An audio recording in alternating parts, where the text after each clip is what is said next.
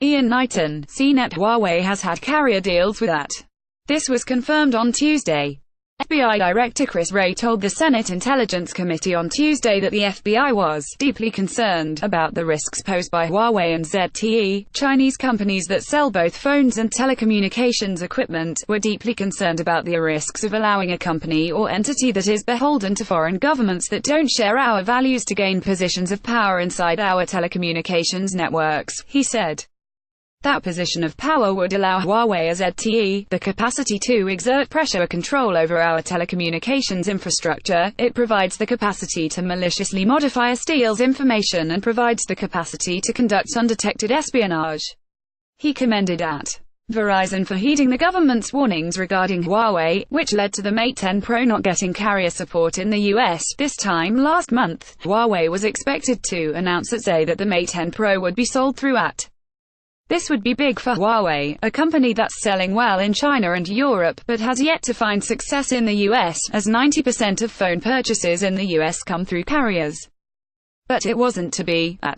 Later in January, it was revealed that Verizon put the kibosh on a similar deal due to the concerns aired by Wray on Tuesday. This is a challenge that's only going to increase, not lessen, over time, NSA Director Mike Rogers added.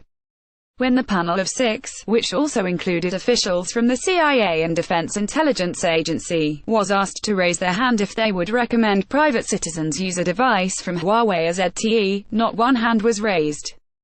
Huawei defended itself by saying it's trusted in over 100 countries around the world, and criticized the US government for calling it more risky than any other given company. Huawei is trusted by governments and customers in 170 countries worldwide, connecting 1/3 of the world's population, said Huawei Vice President of External Affairs William Plummer.